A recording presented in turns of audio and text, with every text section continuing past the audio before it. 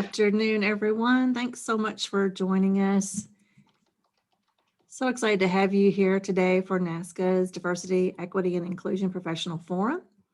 I know you're all just now getting connected to our audio, getting everything set. As you're dialing in, please rename yourself, if you will. Put your name and your state or your agency or your company so that we know who's with us today. We are so excited about our panelists for today, our conversation, and looking forward to having all of you all with us. But again, welcome. Thanks for joining us for NASCA's DEI Forum. We've been having these conversations for a few months now, but really excited about today's conversation around inclusion. So again, if you'll take just a second and rename yourself so that we know who is with us, we'll get started in just a moment. Got a great group of panelists representing several states that will share a little bit about their DEI journey. And you're going to learn so much, but we also want to make sure you take advantage of the chat. Drop your questions in that you've got, say hello from your state. If you're interested, drop your LinkedIn profile so that we can connect with you as well. But again, welcome to everyone. Thank you so much for joining us.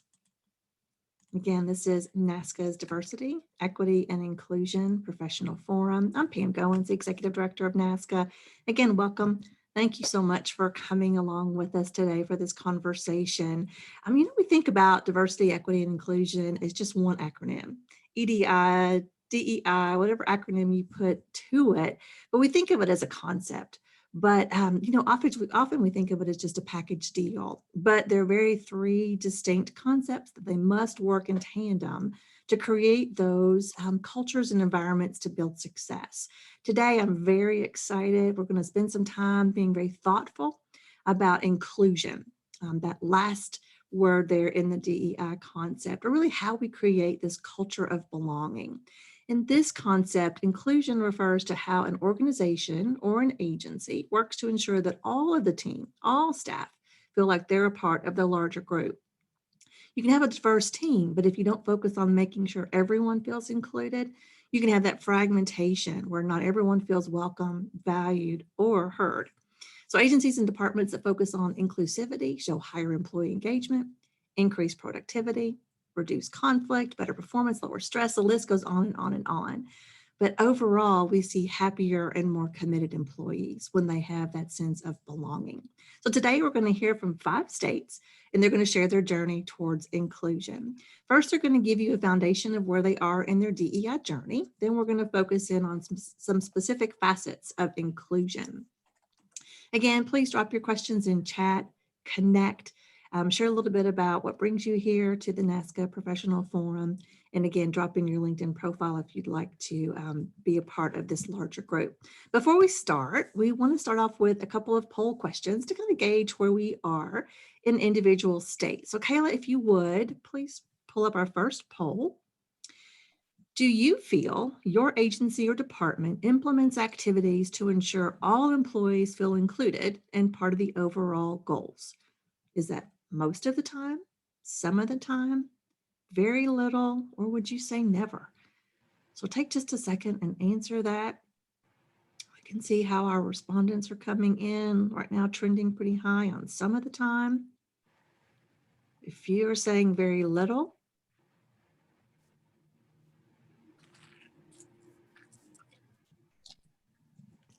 all right, here's the results. So 56% are saying some of the time we're focusing on those activities around inclusion, but pretty low at 30% saying most of the time. All right, Kayla, let's pull up our second poll, please. This is a simple yes or no. Does your agency or department use an employee engagement tool to gauge strengths and areas of weakness? Often this is from an external source that will poll or query employees asking about different conditions, and then that is used as a tool in strategic planning, making action items, etc. So we're hovering right about half on each. Responses still coming in. We'll give it just a couple of more seconds. Oh, almost 60% say no. That's very interesting. So not everyone is using that tool to determine what's happening in their states. Interesting. All right, well, let's get started today. And again, I'm very excited to have 5 states with us and their representatives who are going to talk a little bit about what's happening in their individual locations. We've got Camille Brill, who is the EEO Program Manager in Alaska. Will Brown, who's the Deputy Secretary for Human Resources in the California Government Operations Agency. Vicki Stone, who's the Executive Director of the Office of Diversity, Equity, and Training in the Kentucky Personnel Cabinet. Serena Stoudemire Wesley, who's the Chief Cultural Change Officer in Oregon's Department of Administrative Services, and Marissa Van Hoosier, Chief Strategy and Performance Officer in the Washington State Department of Enterprise Services. So again, I've asked our panelists today to just share a little bit. We're going to do very much a round robin. We want this to feel informal. Again, drop any questions you might have. They're just going to tell you a little bit about their own state goals, about embedding DEI, and a little bit about their journey. So Camille, let's start with you. Well, thank you, Pam. Well, everyone, when Pam asked if I would be a panelist, I was honored. And at first I thought, my state's really at the infancy stage of this. And so I'm not sure I'm the best one for the panel, but then in talking to my staff, they said, well, maybe that's exactly what we need to represent, that we're a state that really is in the beginning of our journey for it to be focused. So at this time, what has happened is we've had a HR consolidation or integration for the state of Alaska. And like many states, we've de-integrated and then consolidated and come back and forth depending on the administration. But in this time, what makes it a little different is as part of that consolidation, my office was also given the goal for more DEI initiatives. And so the state of Alaska right now, we are in a major fiscal crisis. Of course, a state that depends on oil and tourism and cruise ship traffic being down. We have few resources. So right now, my goal and my intention is to be a learner, to listen, and also look at the academic research, because I have limited resources and I want to see where I could put our resources for the most impact on this incredibly important issue. So Alaska, many of you may know, we're the largest state geographically. Texas, we're the largest state, but yet we're one of the smallest states when it comes to population. I think it's Vermont, less than us. So we also have a very diverse culture, very different, at least racial, ethnic demographics from the lower 48. So for us, our demographics and where we're underrepresented is really with our Alaska Native peoples. And Alaska has a number of indigenous cultures and languages, and that's the area where the state of Alaska is most underrepresented. So for me, that's the area that we are looking to improve. And just very briefly, when the Alaska Native corporations, which came into being after the Alaska Native Claims Settlement Act, they're our biggest competitor when it comes to being an employer. Many Alaska Native peoples who, their dream job is to work for their Native corporation. So for us to be an employer of choice and compete against the salary and the pull of the Native corporation, which aligns with, often people's not only their professional values but their personal values, it's a little bit of a competition, but hopefully in a good way. So Alaska right now, I think our number one initiative, and not to say anything good has come out of COVID, is that we have learned that we can pivot our workforce to telework. And why that is a big darn deal in Alaska is we have an urban-rural divide. And if we can have a remote workforce with an infrastructure of telework and maintaining cybersecurity, we could reach more of our population and they could work in their home communities and not come into our urban hubs. And that is my big hope, to increase our underrepresentation of Alaska Natives. So I appreciate the invitation, Pam. Thanks, Camille. I really appreciate hearing from you and so glad to have you on with us. And like we've heard so many times, why waste a good crisis? So yeah, we are learning how much we can do overnight. very literally. Well, how about you? What's happening in California? So first of all, I am honored to be here. I want to thank you, Pam, and all NASCA for having me. Today actually marks my 6th month in state service. My background is in education. Being a high school principal at heart. Giving people an opportunity to be successful is at the core of my human resources philosophy. I've served in communities from Sacramento to the San Francisco Bay Area and Central Valley before coming to the government operation agency. With 40 million people representing every community you can name, it's of utmost importance that we reach out and connect with people to find out where our gaps are so that we can close those gaps and get better and put people in position to be successful.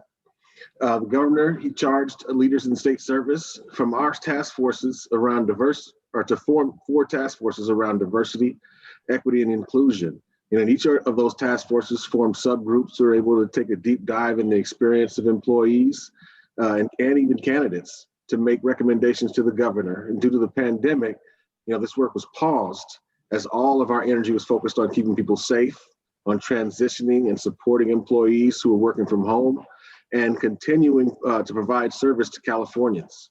About 6 months ago, the subgroups reconvened and began making recommendations to the governor. We're doing all we can to level the playing field for applicants and employees and establish California as one of the best places to work for everyone. Consolidating job descriptions, making promotional opportunities more accessible, supporting employee preparation for promotions, closing gender and racial opportunity gaps, as well as those for members of the LGBT community and the disabled community. We're working on unified targets and accountability measures for all departments and access for employees and applicants. We're working hard to get the word out to our most diverse communities around the state as a career option. And this falls in line with who I am. I've run into opportunity gaps for myself, and so I understand what it's like to apply, and not hear back. To hear back but not get an interview, to get an interview but not be selected and not know why, to be selected and not be supported. And so if you want to create an opportunity or an environment where people are successful, if you want to create the best place in the United States to work, then you got to be connected. You got to hear about these gaps and work to close them. And that's where our mission is. That's great. Thank you, Will. And welcome to state government. Thank you. Vicki, let me turn to you. I think you're also pretty new in your role here in Kentucky. Yes, I am. Actually, I've been in this position for 8 months. So I'm a little bit ahead of you, Will. Got you by 2. but only by 2 months. Well, thank you, Pam, for this opportunity to address the National Association of State Chief Administrators. It's my pleasure to represent Kentucky Personnel Cabinet Secretary Jarena Weathers and the Commonwealth of Kentucky during this forum to provide a brief overview of our diversity and inclusion initiatives, efforts to cultivate a culture of belonging among our employees, and our ongoing employee engagement strategies. And I want to spend just a few minutes talking about some of those engagement strategies, and then I'll dive right into our diversity and inclusion initiatives. We've got 7 different programs that we'll be moving forward, and I'd like to share a little bit about each of those, but I'll be really expeditious as I cruise through this. The Beshear administration has been in office for 16 months, 12 of which have been during the COVID-19 pandemic. Throughout these challenging times, this administration has been committed to ensuring that every employee feels included, valued, and respected. Transparency is also a high priority from the top down and a means to build strong and positive relationships with our employees and community stakeholders. Ensuring that residents and staff are informed during a time of crisis has also been essential to engagement. Governor Beshear and his staff host daily COVID-19 press conferences, where he not only provides updates on the latest developments, but also celebrates the efforts of our communities and first responders. Our cabinet leadership team also works in tandem with the governor's communications team to ensure accurate and uniform messaging related to legislative, policy, and programmatic updates relevant to executive branch employees via digital channels such as email, web, social media, and our mobile app. Direct supervisors are in constant communication through tools such as Microsoft Teams, Zoom, Microsoft Live Events, and other virtual conference platforms. We also offer a statewide employee e-newsletter and periodic email e-blasts on relevant issues and events, including COVID testing, vaccine locations, and registrations for our employees and contractors. In response to the new normal, we have worked hard to convert our in-class trainings to a digital format and revamped our offerings to ensure that even during the pandemic, our workforce is trained and equipped to continue to serve the Commonwealth. From virtual career fairs to telehealth services, our cabinet takes pride in meeting people where they are by continuing to keep state employees connected and informed by remaining innovative and resourceful by taking full advantage of today's digital tools. Now I'd like to turn to our diversity and inclusion initiatives and our efforts to cultivate a culture of belonging. Our governor is deeply committed to diversity and inclusion and has strongly encouraged each and every cabinet and agency within his administration to establish it as a priority. By way of background, and just to share a little bit about me, as I mentioned, I've been in state government for 8 months now, but I joined the administration, as I said, 8 months ago, and prior to working in the personnel cabinet as Director of Equality and Training and Diversity, I owned a public relations firm for over 20 years, focusing on community engagement, diversity training, and inclusion programming. This background provides a unique perspective in public sector, and it's my honor to work in the personnel cabinet. So one of the first steps that has been undertaken with my wonderful team of individuals is the development of a D&I strategic plan with specific goals in mind. I'd like to take just a few minutes to zip through those, and I won't take more than that. First thing is minority recruitment. Working in collaboration with Human Resources, ODET is developing a recruitment resource tool entitled INC, Inclusion Networks for the Commonwealth. That will be comprised of nonprofit entities, religious affiliations and organizations, fraternities, sororities, colleges and universities, and historic Black colleges and universities. Currently, we have 70 entities that are members of the INC network. This year, we are launching our enterprise-wide employee resource groups, and we're super excited about that. We'll have 7 that will embrace our multicultural workplace environment. Those are African-American, LGBTQ, Latino, vets, multi-generational, Asian American, Pacific Islanders, and women. Next, we are also looking at providing enhanced or repurposed training opportunities for employees at all levels to delve more deeply into areas such as inclusive leadership and unconscious bias. We are addressing societal issues such as domestic violence through enterprise-wide presentations and conducting diversity celebratory recognition such as Black History Month and Women's History Month. Just last month, we held a speaker series featuring the First Lady, Lieutenant Governor, the President of the University of Louisville, who, by the way, is the first female and woman of color in that position. And we also had other political and community leaders who addressed mental health issues, diversity in leadership, and professional development. I'm also proud to say that the Kentucky Personnel Cabinet hosts the annual Governor's Leadership, Equality, Accessibility, and Diversity Conference. We call it LEAD. In 2020, we converted one of the largest diversity and leadership conferences in the state to a virtual experience for public and private sector professionals. By lowering the registration price and offering this valuable professional development online, the Governor's League Conference was much more accessible to prospective attendees, and we attracted over 1,000 registrants from across the US. We have an enhanced Governor's Minority Management Trainee Pilot Program to provide professional and management training opportunities for minority employees to better prepare them for future employment opportunities. And last, but certainly not least, we being ODET, serving in an advisory capacity to state agencies to provide guidance as they develop their own diversity and inclusion council. To date, 7 councils have been formed.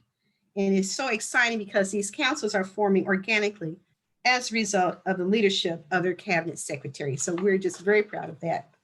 Again, thank you, Pam, for the opportunity to talk about what is going on in the state of Kentucky. And I hope I've been able to provide some information that may be useful for others. Great. Thank you, Vicki, so much. And what I'm hearing you say is it's really governor-led and a lot of work that Governor Brashear is doing. I'm hearing the same thing in Oregon. Serena, you want to share a little bit about how you all are embedding DEI in all of your activities? Yes, thank you, Pam, for having me as well. This is a great opportunity. Oregon, we are doing a lot. And I'll just say a little bit about me first, and then I'll go into my role. I've been in my role 9 months for my role.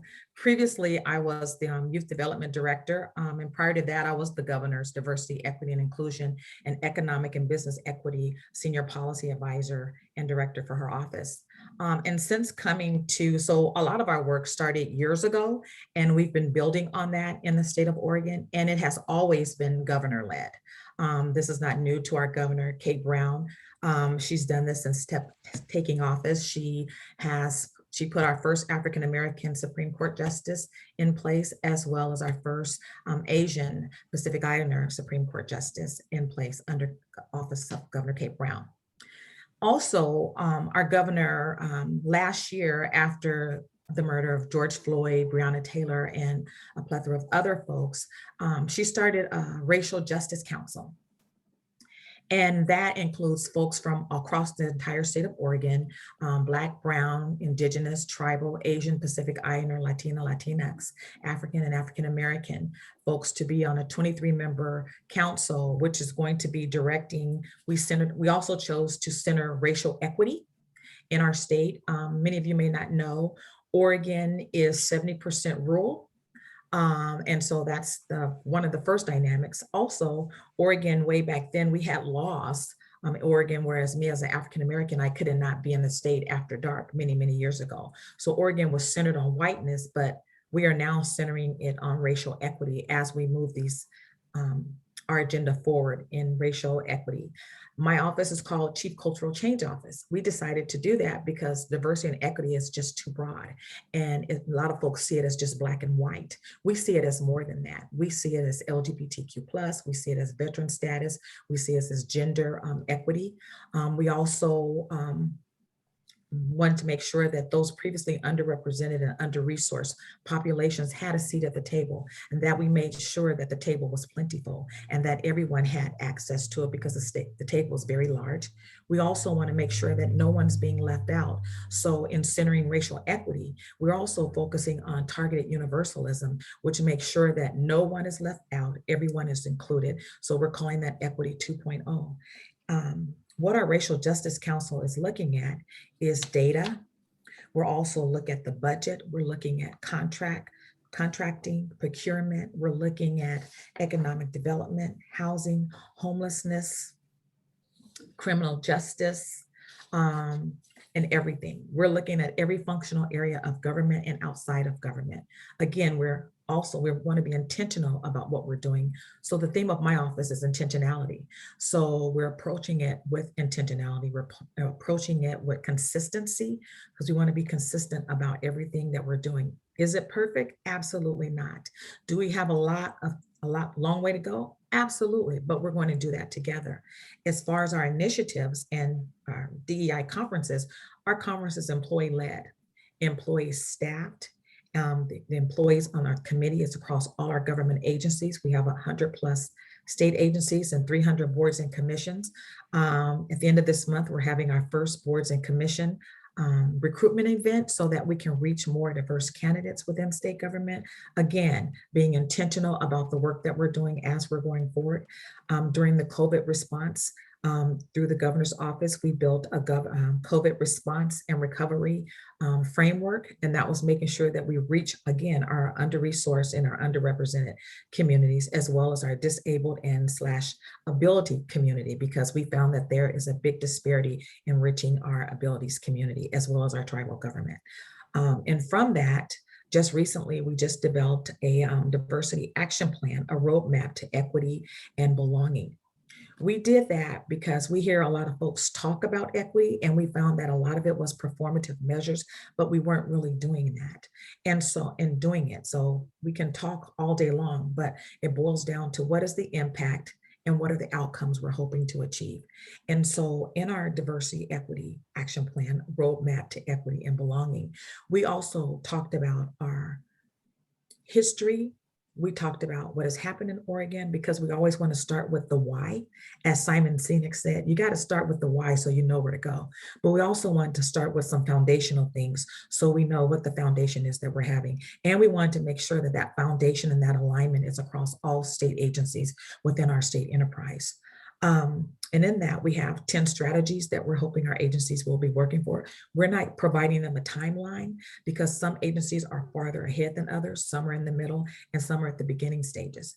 We have some really small agencies, boards and commissions, and I will be helping them lead the work in which they're doing as we start to go forward.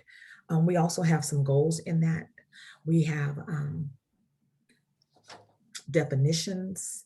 We have a lot of things. How do we get there? There is no framework anywhere about how do we get to equity and diversity? How do we get to EDI or DEI?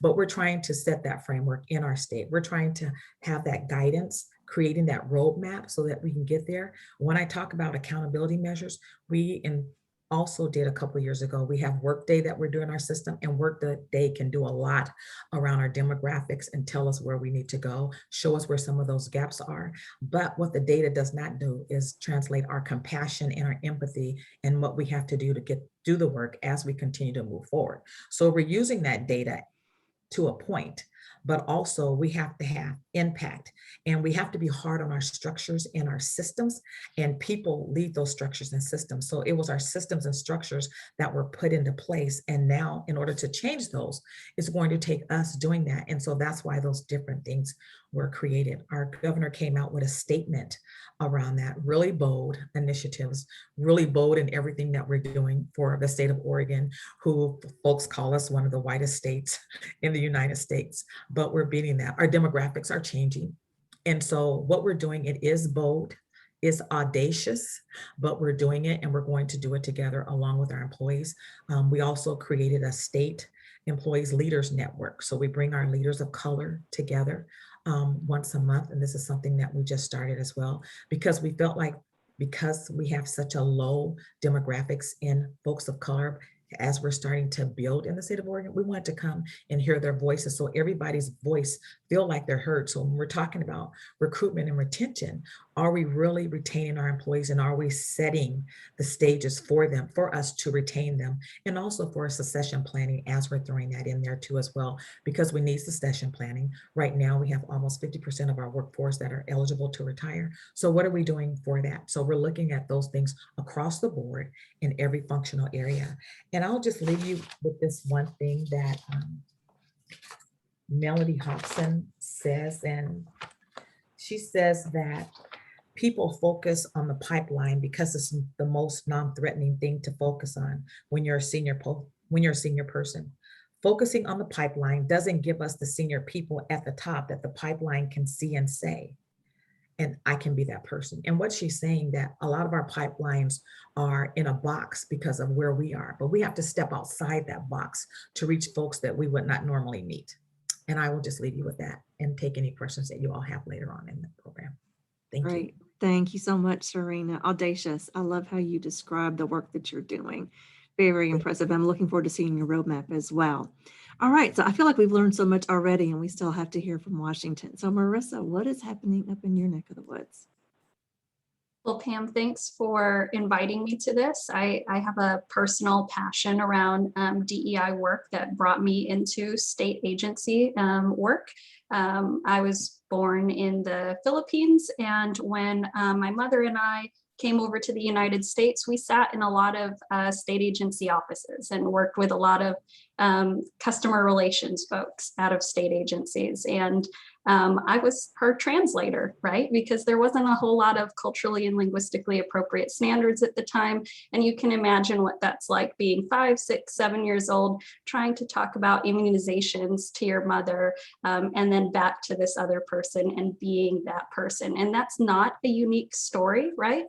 So it's been very impactful for me to be on the other side of that desk and being able to nudge colleagues around, hey, there's better ways to do this. There's more customers, lean into culturally and linguistically appropriate services and standards, and understand that there's more than just the dominant culture that is typically provided services to. So it's been a full circle for me, and it's only getting better. So I love the opportunity to talk about all of the different levels of work and that's happening within Washington State. And I'm not going to do it very good service because there's so much happening, but I am going to try to highlight a few places that I find most impactful in our journey moving forward. So we're like a lot of states here trying to find this balance between immediate action, knowing that there's harm in the system today and every day, that we don't check for these harms and we don't check for these biases and we don't check for these impacts. We know there's harm happening, so we know we have to act with urgency. But we also know that we have to set the infrastructure for the path forward so that beyond me, beyond this governor, beyond any leader in their role right now, that we've set up the right systems, the right infrastructure, the right people, the right groups in place, resource things correctly, set up the right processes for this work to really live on past us. So balancing that always is difficult because there's definitely a need for both. Our governor, Jay Inslee, has empowered the entire state of government to do better within this body of work. He has declared that his agencies will be anti-racist at their core and that they should work towards that. So many of the agencies, just like ours, have adopted goals and initiatives and prioritized the work of being equity-driven and anti-racist in the services we provide and in the engagements with each other. And we really look at it in those two views. How do we do better in our engagements with our customers, but how do we do better for the staff that we have within the state system too? How do we know that those engagements are done well, that the hiring processes are correct, that the conversations are respectful? Those are two big bodies of work in front of us. I'd also like to call out the amazing work that was done around creating our new Office of Equity. So it's brand new to the state, and it's staffed by Dr. Karen Johnson. She's our new director. Her and her small but mighty team of people are charged with a whole lot in front of them to ensure that state agencies have equity plans, that they are purposefully spending time on this body of work, and that somebody will be checking in and helping and advising and providing guidance there, I think is a very impactful piece of the puzzle here.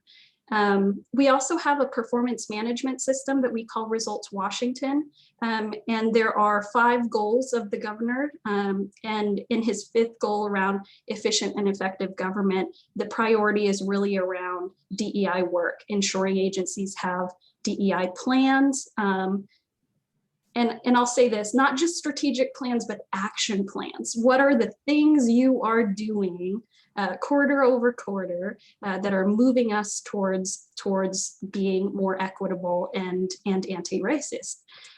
So those are 2 big things happening at the state agency or state enterprise level. I know in our agency, we have a few functions that are enterprise-wide that I'd like to speak on too. And the first is really around our training. So we have the function of enterprise-wide training for our state, which impacts about 80,000 people, I think, through higher ed, employees, and all of our political subdivisions that can get training through us. And one of the things that is being worked on right now is DEI, core DEI training. What does every state employee need to know, understand, learn, and live by to be a successful state employee? So there's a small group working on that will be rolling out training to the enterprise here very shortly. And I can't understate the importance of that, right? And the difficulty of that work in trying to meet 80,000 people where they are and teach and talk to them about diversity, equity, and inclusion, which can be very difficult conversations, I'm sure, as you all well know. And then the other enterprise-wide function that I'd like to call out today is really the work around business diversity. So we also have the procurement function for the state, and taking a look at the disparities that are within our system that are holding back businesses owned by minorities, women, and others, is a multi-group effort across so many different levels of work that touches a lot of the different functions and different divisions of our agency, and putting all that together so that there's more access to this money that's being spent on behalf of the state. Very impactful work, a lot of work that has been done over the past couple years. That leads right up into what Serena was talking about in road mapping and ensuring that goals and outcomes are what drives our activities and process improvement initiatives, has been a central component to their work. And it's fascinating to see when you do some good root cause analysis, what you can really get out of some of these action plans around DEI work.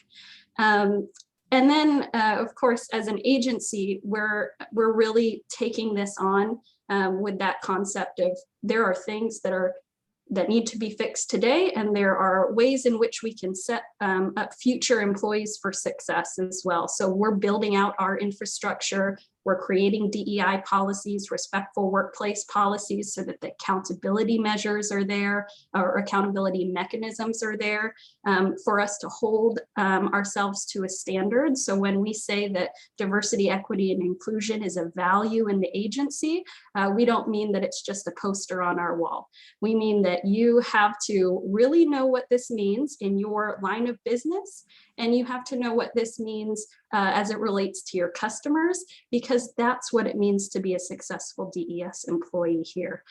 So those are some of the things. And of course, all of those have sub-bullets like 5 or 6 deep themselves, right? So I think I could go on for another hour about a list of just amazing initiatives that are both led by the governor, led by cabinet agencies, and led by staff that all are a piece of the puzzle that we're trying to put together here. And as the strategy and performance officer, it's been fantastic work getting to know what all these groups are doing and how do we leverage them with each other and share those experiences and share those bases of knowledge so that we can on-ramp that learning experience a little bit more too, right? So that we're not having to relearn all the same learnings, that we can share those. So really being a convening factor within our own agency has been profound for me and my team. So thanks for letting us talk about the great work that's done by our staff and by our teams, Pam. Very excited for the rest of the conversation. Thanks, Marissa, so much. And again, so many exciting activities happening there in Washington with Results Washington and other. But I think the key point that I heard from you was this is not a poster on the wall. This is what we do. This is how we do our enterprise-wide services and activities and tactical components. So I appreciate you raising that as well. All right, so we've had a little bit of a broad perspective here from our 5 states. We're going to narrow the funnel just a little bit. We're going to do a super quick round robin of all 5. We're going to go in reverse order, start with Marissa and come back from there. And then we'll get a little bit more specific about inclusivity. But for the panelists, tell us how many of your staff remain in a remote work environment, or they're working from an any place type of situation, and what's your state's plan for returning to work? So Marissa, let's let you kick that off. Thanks. So I know within our agency, we're at about 50-50. So we have categorized our employees under site critical. So the service has to be provided on site flexible and fully flexible. And within our agency, we're seeing that 50% really land in that flexible framework, and then 50% are site critical.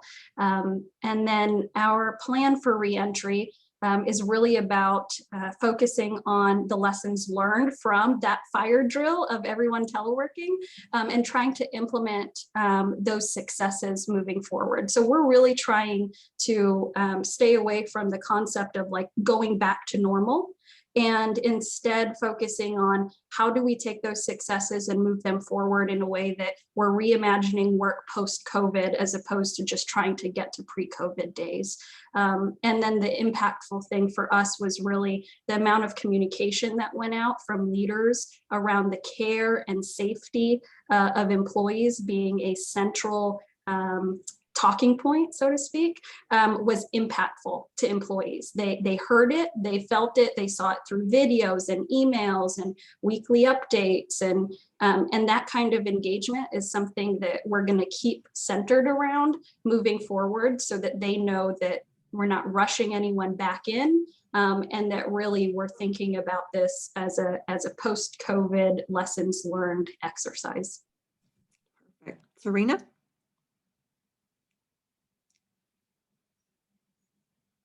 I think the word for 2021 is going to be you're on mute still.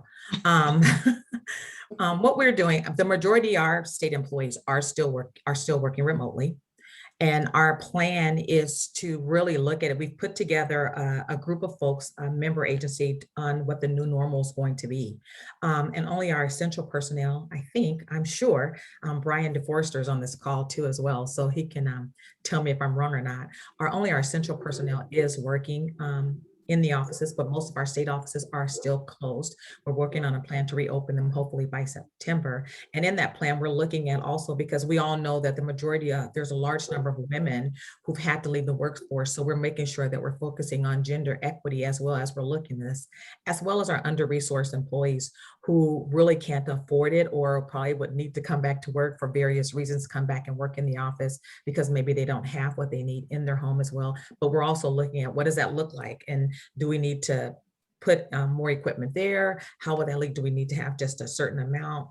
So we're looking at a lot of different things right now. So that's why it was important to put folks on that panel, on that group that we have put together. We've had our 2 meetings already.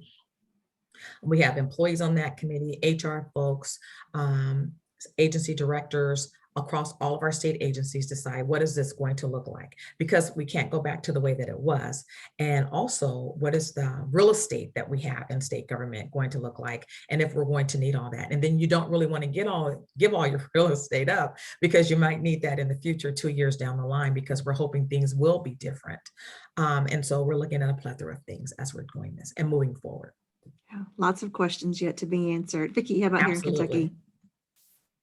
Thank you, Pam. We are telecommuting as much as we can while providing essential services without interruption.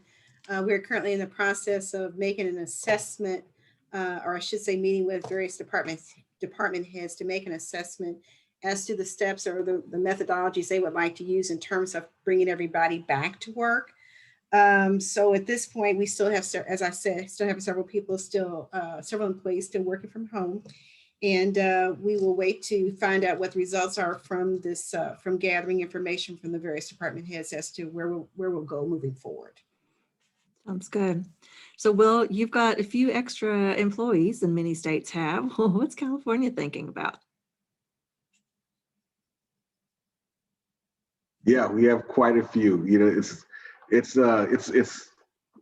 it's really large compared to working in school districts.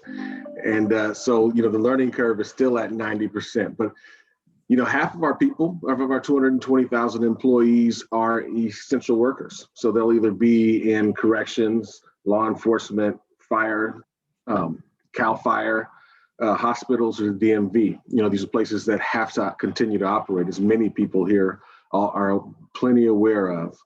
50% of the employees are working at least part-time from home. Teleworking is how we refer to it here in California. And, you know, as things start to, restrictions start to loosen, and the pandemic starts to recede and vaccinations start to take hold, people will return to work at some point. And our goal is to continue teleworking as much as possible. We've made the adjustment and people have found that they're pretty comfortable operating in this way. And so we're trying to figure out ways that we can accommodate their needs to do their work at home, to be successful and set up for success. So, with the goal of 75% telework, 75% of your time or 75% of your people being our target, we're really reaching out to our managers and our leaders, directors, to talk to your employees, sit in a circle and find out what people need so that they can be successful. We can deliver for them so that they can deliver for the residents of California. Yeah, I think we're hearing that a lot across the country. We may not go back full time. We're finding that it's working and we're doing a good job. So, Camille, you all have a little bit different issue. Again, a lot of space to cover, but perhaps much more rural employees. So what are you all looking at?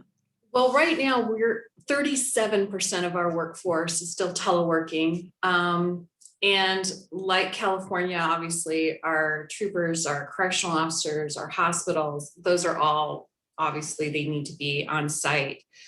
Our Governor Dunleavy, has really let his cabinet members decide what's going to happen department specific. So we're going into our seasonal permanent workforce right now where we have emergency firefighters, we have people going out to fish camps. So we're, from that perspective, also being able to telework just can't happen. We're also, though, fortunate that we're one of the states with the highest vaccination rate. And in fact, our governor says if you come and visit us as a tourist, you can get vaccinated when you get to the state. So what we're doing is right now we're piloting with certain departments a performance management system, which I'm also very involved in because I want to ensure there's inclusion embedded in every single aspect of what we do. So we're piloting a performance management system because we feel that if we can show that our state workforce we're effective, we're efficient, and dare I say even more productive in a telework environment, that we can continue with this telework environment and make it a new normal. That I really think would open the avenue for us to have a rural workforce, and that would help with our DEI. And also, maintaining inclusion in a telework environment is a new norm or something, a new challenge as well. Lastly, so hand in hand with that performance management system is for Alaska, unlike other states, we don't have the underlying internet connectivity to a lot of rural Alaska. So we not only need to work on that, but we need to make sure that we have cybersecurity because, as anyone knows, in the states, we're constantly dealing with that issue. So it's a number of things coming together, and I'm just trying to ensure that we're looking at DEI embedded in all aspects of what we do. And it's not just like, the EEO office or the DEI office takes care of that. It's embedded everywhere. Perfect. Well, that's really going to help us kind of come on down this funnel a little bit and talk about those employees who are going to be working from any place. And how do you continue to make them feel included? Because we know that, oftentimes we spend more time at work than any other activity. And often that workplace is where we find our friends, our social connections, that sense of belonging. But with the pandemic and really where we're headed, at least into the next few months or so, we're hearing that many staff are going to continue to be in that work from home, work from remote, work from any place type of environment. So to Will and to Vicki, and I'll start with Will, what kind of activities or routines is California using to ensure that your staff is remaining engaged and feeling that they've got a part of that agency culture? We're working with our leadership teams and employees to gauge our engagement gaps. We're referring to it as teleworking in this environment.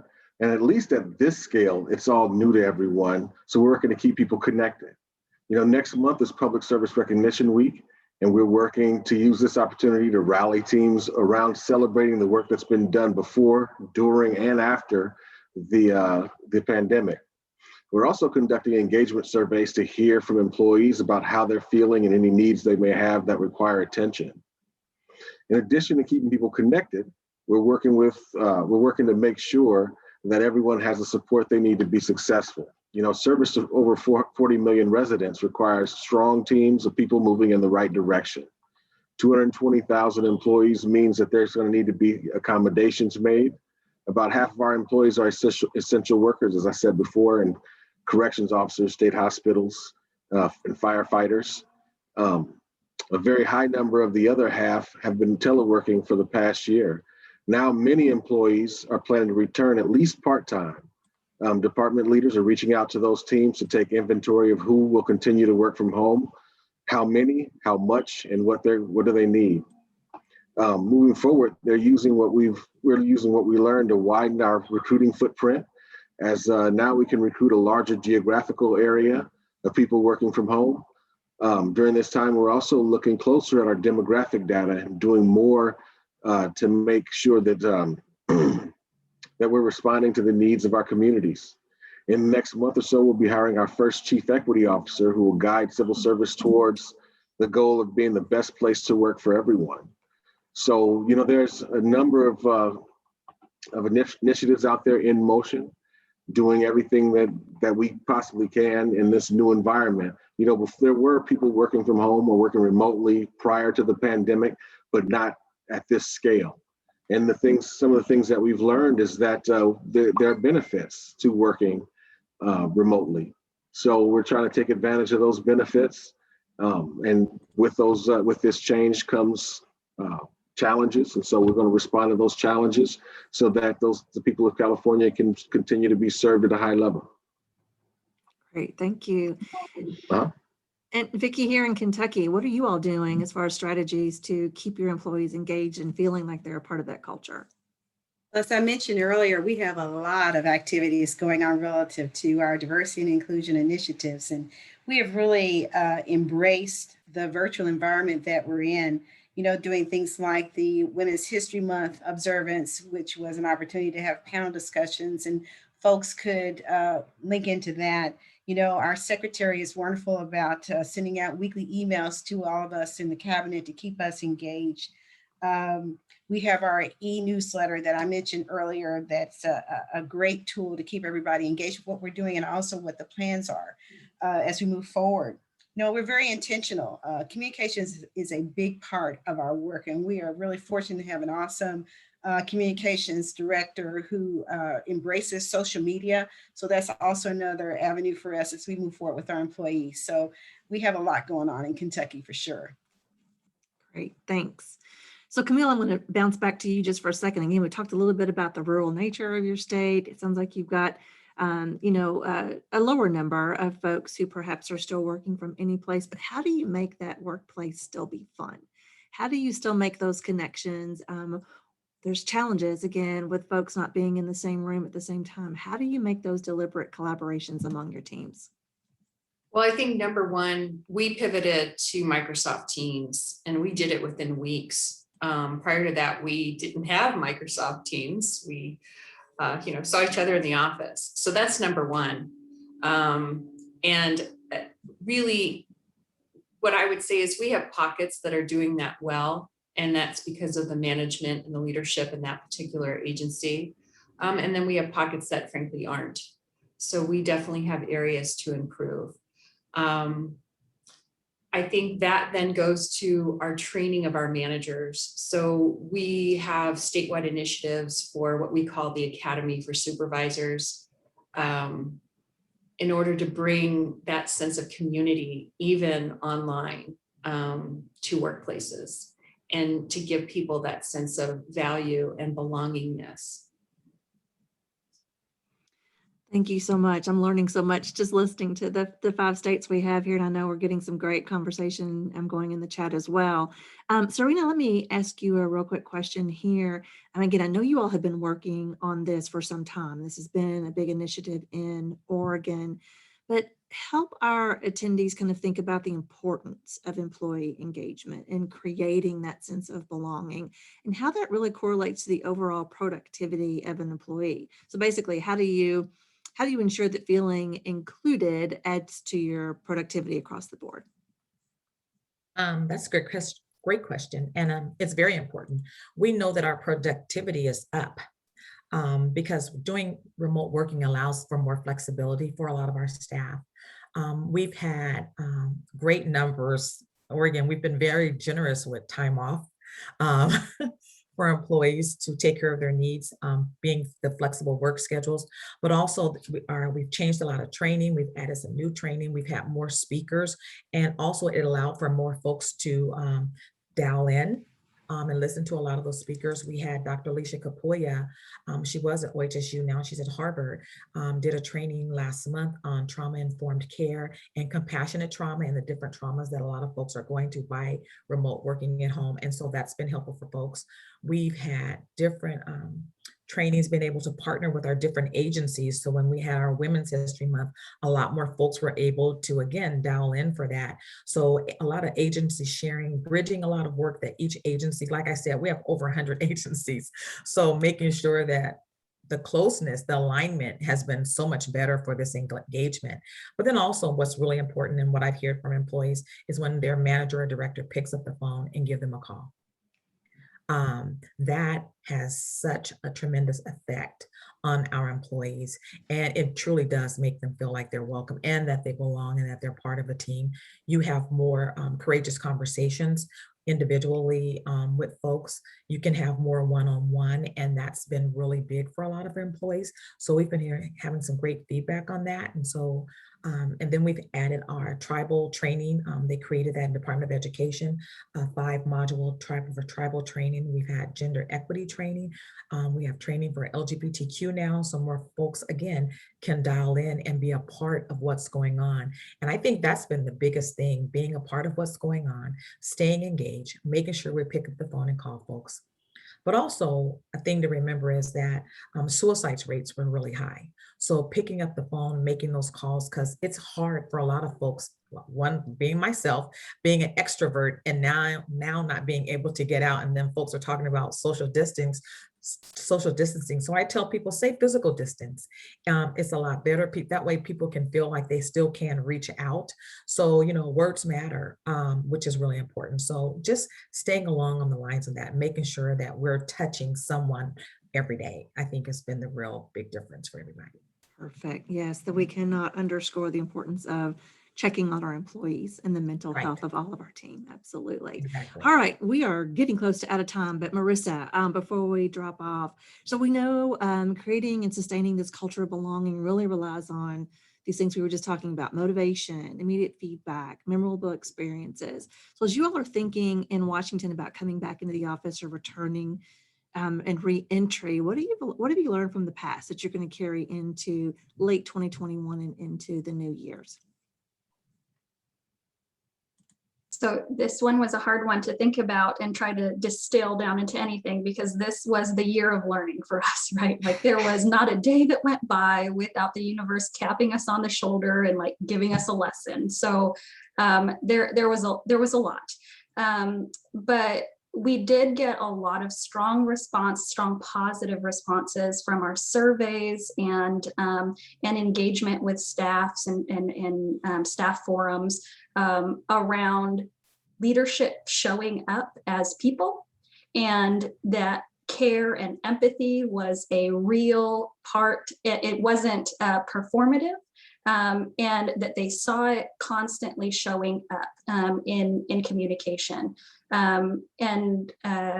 To Serena's point about connecting and calling up employees. I mean, I don't know if my director's on the call here, so I'm going to be careful with how I say this, but he's known for going in, dropping in on all of our daily management huddles and coming into team result meetings and being part of that kind of conversation and the impact that that has on staff when they know that their daily work matters and that people at the executive level are paying attention and joining and celebrating and not telling them what to do, but using those good coaching habits and prompting questions was something that we started taking a real look at in our strategy and performance office on how do we build this into the system so we don't lose this nugget as we go post-COVID. So we've created these Zoom meetings that we host 100 supervisors every 2 weeks and have conversations with them. And I'll tell you, I am not an extrovert like Serena, I'm an introvert. So I have to force myself to be comfortable with talking to a big group of very opinionated people like that, and not about safe conversations either, right? Like we're talking about diversity, equity, and inclusion as a priority for the agency and trying to describe to people definitions of white fragility, what white supremacy culture looks like, what anti-racism means, what it means to dismantle it, are tough conversations even in the best of times. So not even being face to face with somebody and doing that through Zoom has been complicated, but we've found ways to try to make it so that we meet them where they are and that we use activities like liberating structures to get people out of their normal thought patterns about what this work could really look like. So I'm going to give you a small example. We're taking things like icebreakers and making them a little bit funner. I hate them because when we go around the room, like I'm one of those people who's going to be anxious that I'm going to forget my name, right? But instead of it just being like, hey, what's your favorite color? We talk about things like, Gen Z is coming up into the workforce. This was our example last week with our supervisors team. Gen Z is coming into the workforce. What do you as supervisors have, let's create a list of things that they would look at differently than you would, right? As a millennial or Gen Xer or boomer in the workplace, like what things could potentially look different to that generation coming in. And it was hilarious, right? Like we had examples like encyclopedias. I learned what a microfiche was for the first time, and I'm not a Gen Zer, right? I'm a millennial, but ditto machines, microfiches. Somebody showed a picture of a oh my gosh, what's it even called? A floppy disk. And then somebody's comment about, oh, you printed out the save icon, right? And having that kind of conversation about this is what we mean when we talk about diversity. People are coming in with different experiences of things. And we as supervisors and managers have a responsibility to know and understand those different experiences and how do we bridge those gaps and leverage the things that are coming to the table and not just dismiss them or hide them away. That's a personal thing. This is a work thing. So how do we bridge those gaps? So really all about bridging and leading with heart. So having the authentic conversations, having the tough conversations, and making sure that the mechanics are there to continue having them, setting up those meetings with those supervisors. That's a big deal. And people will come to meetings regardless of if you put it on their calendar in our agency, they'll come to it. So making sure that those mechanics are in place so that we can have those tough conversations is something that I intend on carrying on. And I know several of my colleagues intend on carrying on through 2021 and beyond. Thank you so much. Well, I feel very old now that I'm going to close out this call because I know everything you just mentioned, but that's okay. Let me thank all of our panelists for today. Camille, Will, Vicki, Serena, and Marissa, thank you so much for giving us your time. As you can tell, this is just the tip of the iceberg. We can continue talking for hours. And again, we are just starting this conversation. So we want you to continue to join us here at NASCA, continue to join the professional forum conversations, but specifically, we're going to continue this group thought process on May 12th at 2 p.m. Eastern. where we're going to focus on embedding DEI in strategic workforce planning. We're going to talk about those talent gaps. We're going to talk about increasing productivity. So make sure you join us again on May the 12th. So take some time, go to nasca.org, look at our Knowledge Center. This recording will be posted there in about a week. And please reach out to our panelists, reach out to any of our team as well. And again, we really appreciate you joining us today for NASCA's DEI Professional Forum. So thanks, everybody. Have a fantastic afternoon, and we'll see you soon. Bye. Thanks, everyone. Thanks, everybody. Thank you. A pleasure.